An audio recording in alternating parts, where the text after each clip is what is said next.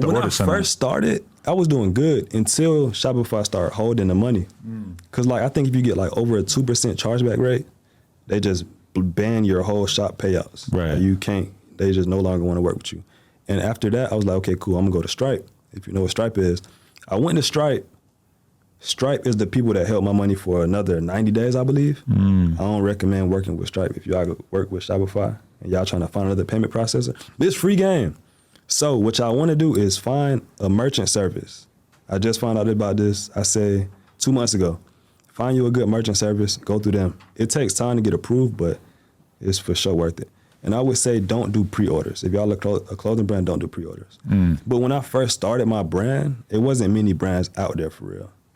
And the people that was putting me on game, they was doing pre-orders. Right. So it's like now with all these new brands doing everything on hand, the pre-order method like burnt. And it's like the bigger I got, the worse it got. Cause it's like, that's just what they thought I did. He's a scammer. Right.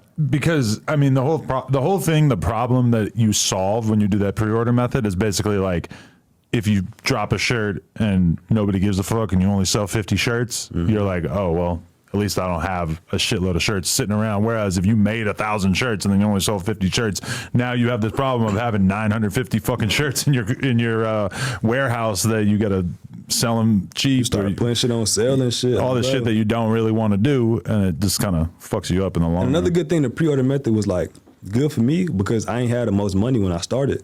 So it was like, okay, you don't need money to start this shit. You just need money for the sample.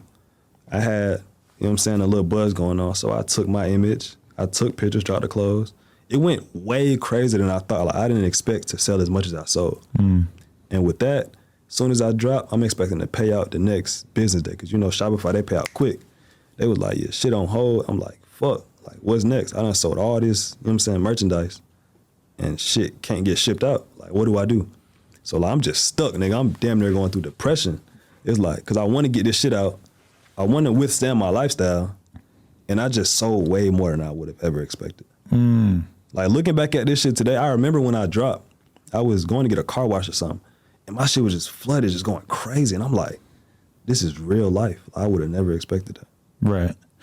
When did you actually start getting to the point where you were able to like, you know, be buying cars and shit? Because I feel like that's a big part of the appeal with your videos is that you got wild different outfits all the time. You got nice ass cars, you got your own spot, etc. Like that just very, very attractive to the young people out there because they're trying to figure out how they could get into the same position. When did you feel like your money actually started to really come together to the point where you could have that lifestyle?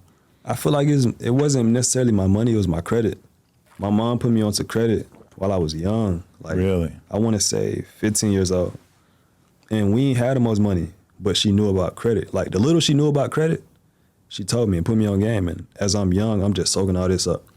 And as I turned 18, my credit was at a certain point to where I can just go finance a car. And when I tell you I studied credit like crazy young, and credit is really how I got everything. Wow. And you can't just have good credit with no income. You gotta have income. Right. I'm not just getting these cars with zero money.